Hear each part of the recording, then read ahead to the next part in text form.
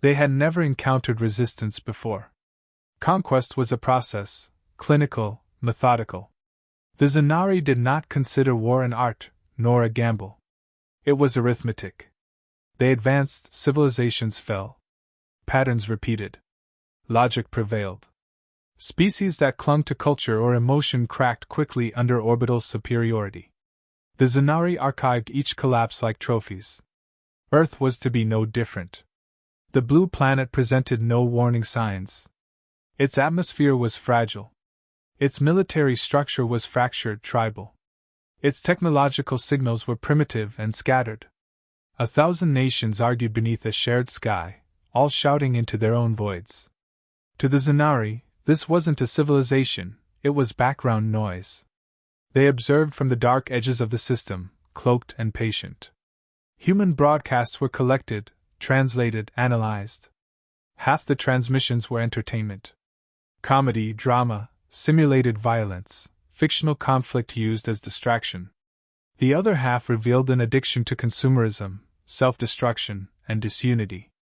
A counselor scoffed during review, calling the species barely sapient. Consensus followed. There would be no negotiation. It had been centuries since the Zanari had used diplomacy. Language was inefficient. Resistance was irrational. They sent the standard message via automated probe, surrender, and be integrated into the galactic protocol. Resources would be redirected. Biologicals would be catalogued, partially preserved. Cultural legacy optional. The message was received. Earth did not respond. The Zanari assumed the signal was either ignored or intercepted by the wrong political body. They waited one full rotation. Still nothing. Not a word, not a protest, not a broadcast. Just silence. The council met again. One suggested Earth might be bait, a trap laid by a more advanced species. That theory was dismissed. Zanari probes had swept the solar system.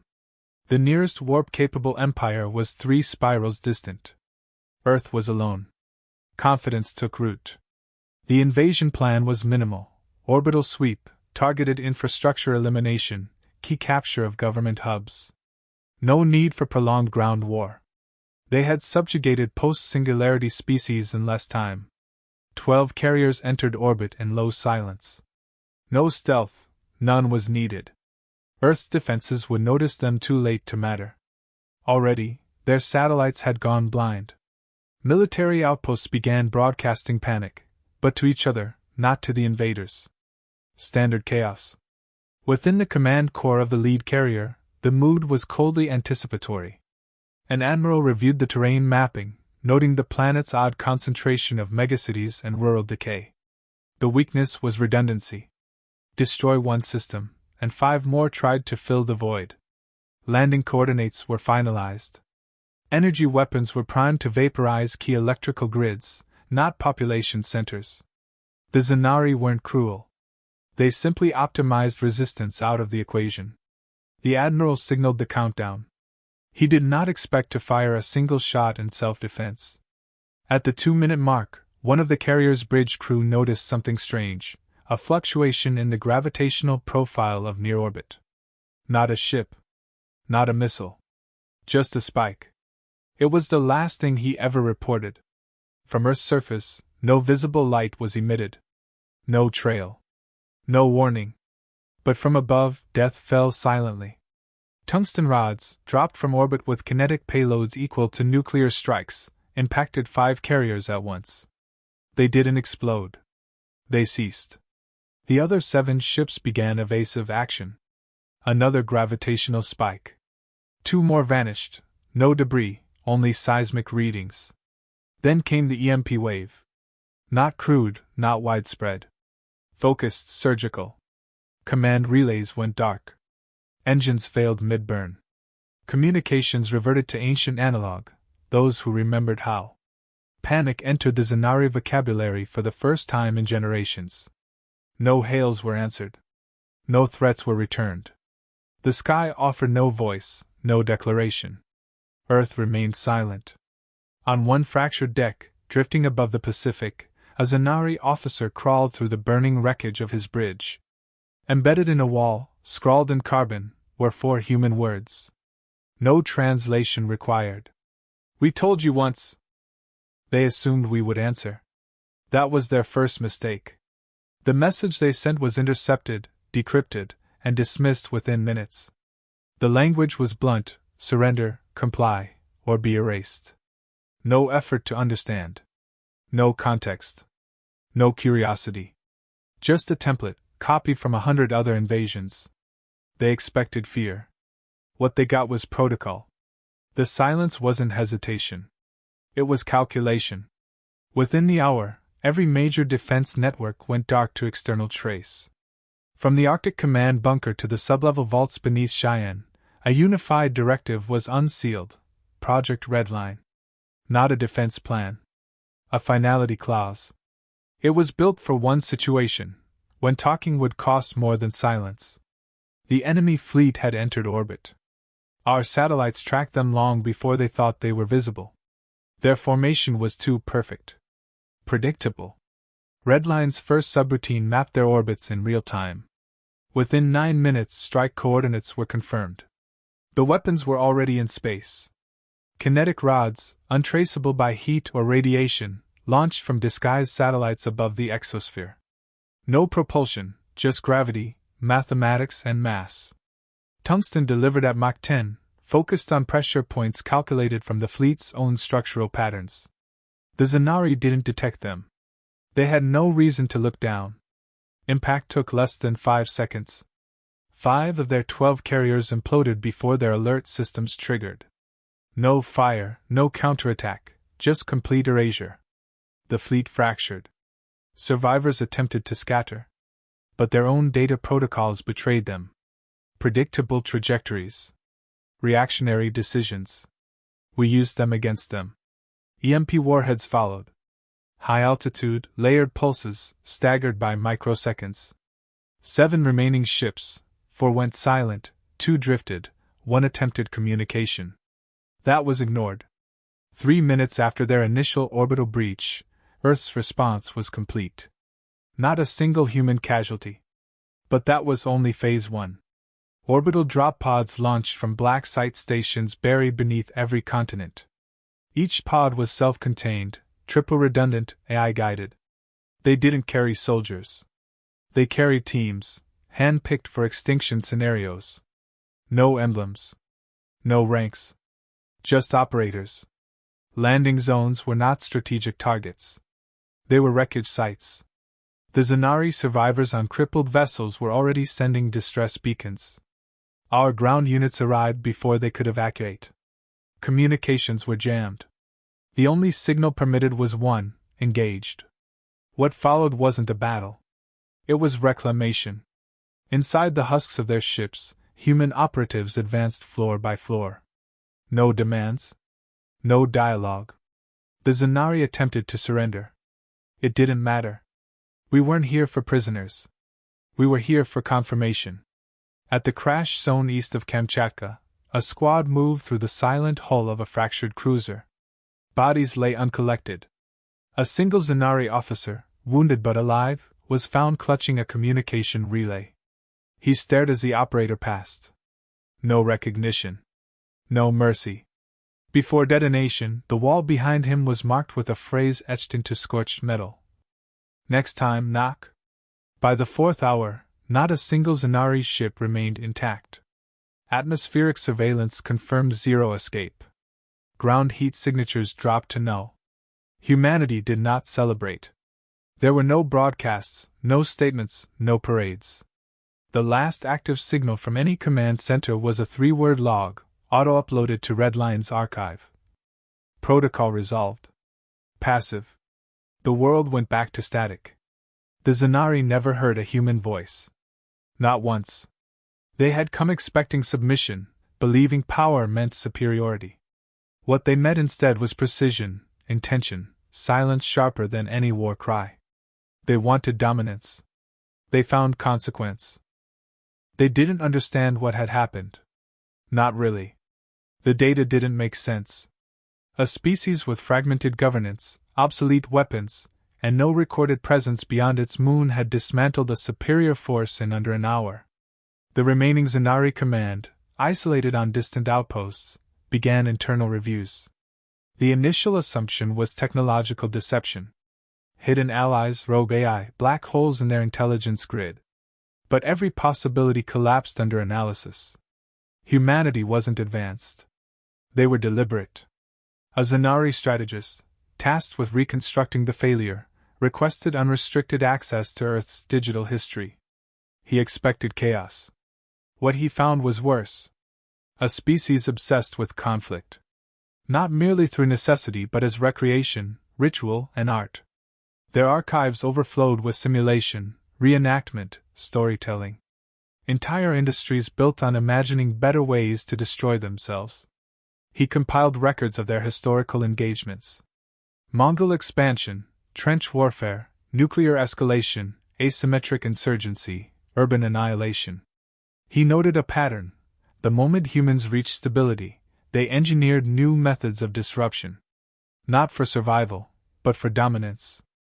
Even peace was leveraged to prepare for future wars. They studied themselves constantly. No species in recorded galactic history had invested more energy into its own autopsy. But it wasn't just violence. It was how they applied it. Context didn't restrain them. Weather, geography, numbers, irrelevant. When overwhelmed, they became unpredictable.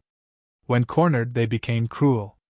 They adapted not by upgrading systems but by abandoning rules. They made chaos functional. The strategists filtered their cultural output. Fiction, myth, cinema. In nearly every narrative, the protagonist was outmatched, outgunned, or betrayed. Yet the resolution was consistent: the human finds a way. Not cleanly. Not honorably. But inevitably. That was the core variable the Zanari had never faced. Inevitability without elegance. A segment of his analysis focused on quotes from their own architects of destruction. Leaders, generals, scientists. Words once considered hyperbole now read as warning. Peace through superior firepower. Let them hate, so long as they fear. I am become death. It wasn't bravado. It was preamble. He reviewed footage from the orbital assault. Human weapons weren't beautiful. They didn't hum, pulse, or glow. They arrived invisible, hit once, and ended the problem. Their soldiers didn't chant or record victory speeches. They didn't ask for surrender. They didn't confirm kills. They moved, erased, and left nothing for study. On one recovered feed, a Zanari squad engaged in fallback encountered a ground team. The humans didn't fire immediately. They closed distance, leveraged terrain, and neutralized without expending ammunition. No celebration followed. One operative paused to plant a device, not tactical, but symbolic. A compact speaker played a voice in Zanari dialect. You chose this. We finished it. Other recordings followed similar patterns. No idle cruelty. Just total, precise disassembly. No psychological games. No wasted energy. Not driven by hatred, but resolve. The strategist marked a conclusion in his report. Humanity had evolved past deterrence. They didn't escalate, they resolved. The difference was not scale, but mindset. Empathy was not a weakness in them. It was a switch. When it turned off, nothing came back. He submitted the report under classification: active existential threat. He recommended zero engagement, full withdrawal, total communication blackout. Not out of fear of retaliation, but of awakening deeper protocols. The council disagreed. They wanted more information, more control, another attempt. The strategist declined.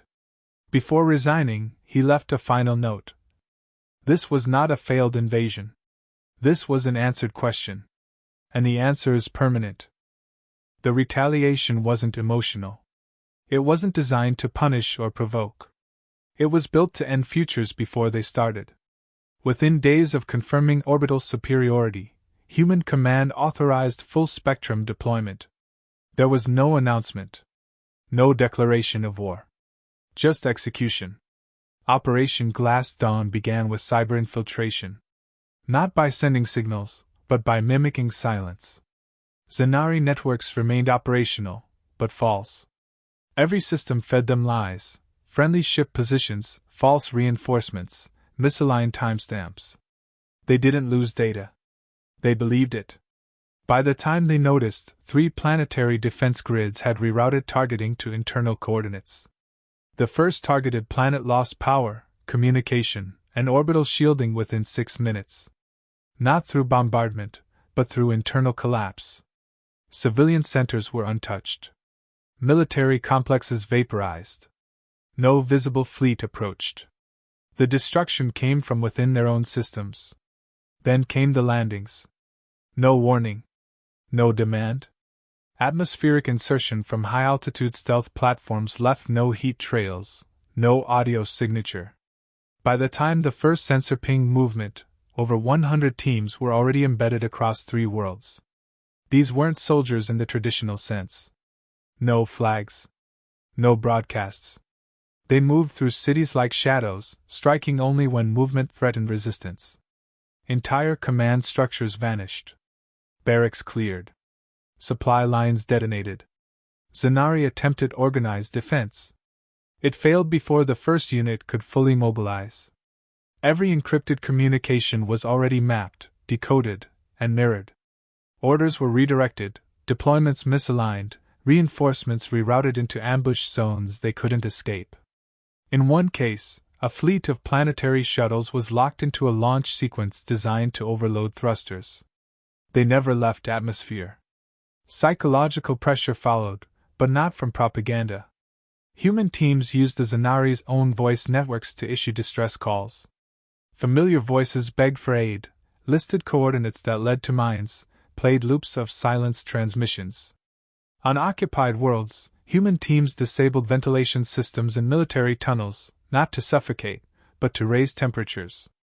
Lighting systems flickered. Time schedules broke down. Stress accumulated.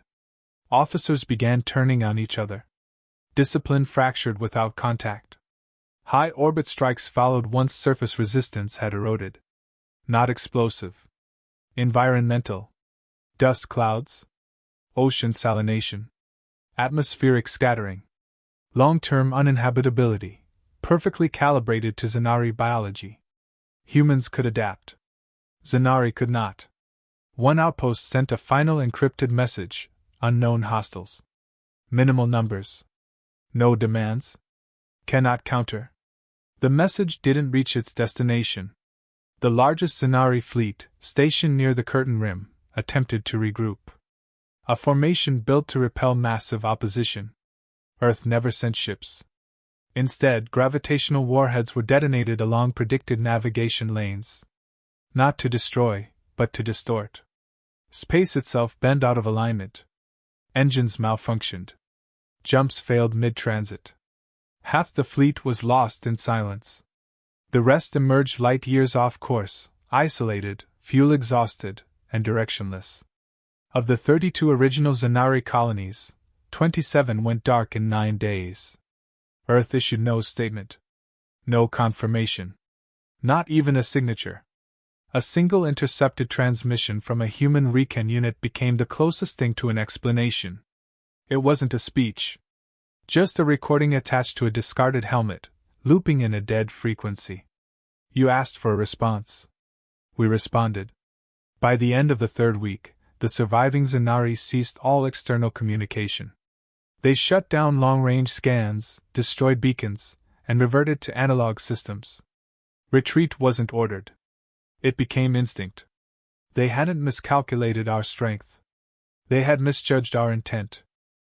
The last functioning Zanari relay station received a transmission 13 days after the final contact loss. No signal headers, no encryption, no identifiable source.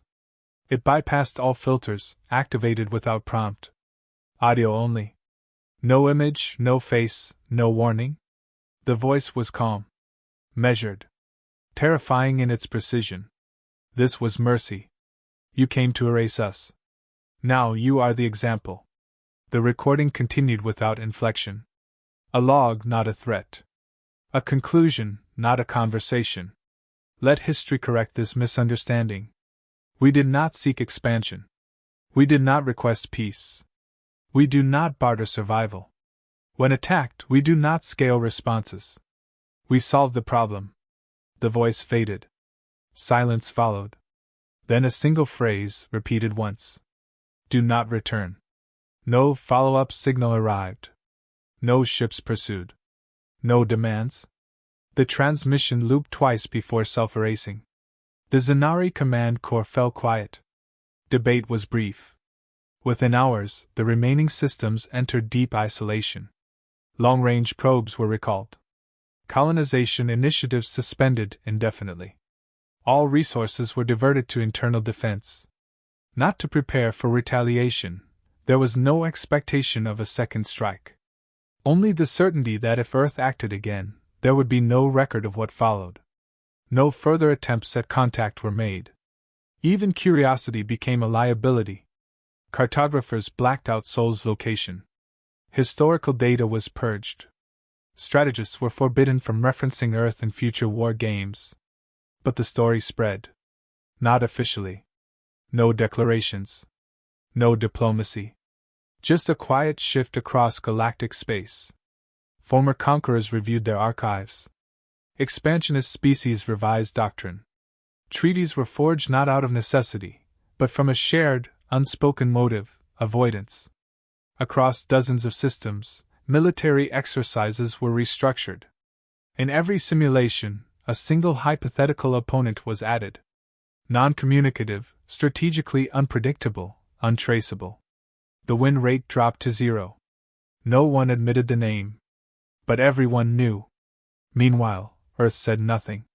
No broadcasts. No outward changes. It returned to routine. Nations resumed arguments. Corporations rebuilt. Civilians remained unaware of how close they had come to extinction, or how narrowly it had been prevented. In a quiet corner of the Pacific, a monument was erected. Unlabeled, unannounced. Just steel, weight, and silence. A single sentence engraved into its base. They were warned. No list of battles. No names. No date.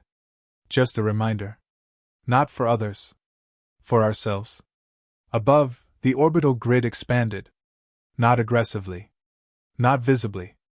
But thoroughly. Defense protocols rewrote themselves every month. Autonomous response arrays cycled through permutations, never repeating. Earth didn't expand. It fortified. The humans who had led the operation returned to anonymity. No medals. No memoirs. Redline protocols dissolved into classified archives, inaccessible by even the highest offices. They had never been meant to exist beyond necessity. The final act of the campaign wasn't destruction. It was memory erasure. Not for them. For us. So that humanity would not grow arrogant. So that we would not forget the truth. We survived not because we were better, but because we refused to be defined by what came for us. The message Earth had delivered wasn't meant for Zanari ears. It was for everyone else watching. We are not your prey. We are not your conquest. We are the reason your maps now have blank spaces. If you come to speak, come carefully. If you come to trade, come honestly. But if you come to take, perish. And even then, there will be no graves to mark the attempt.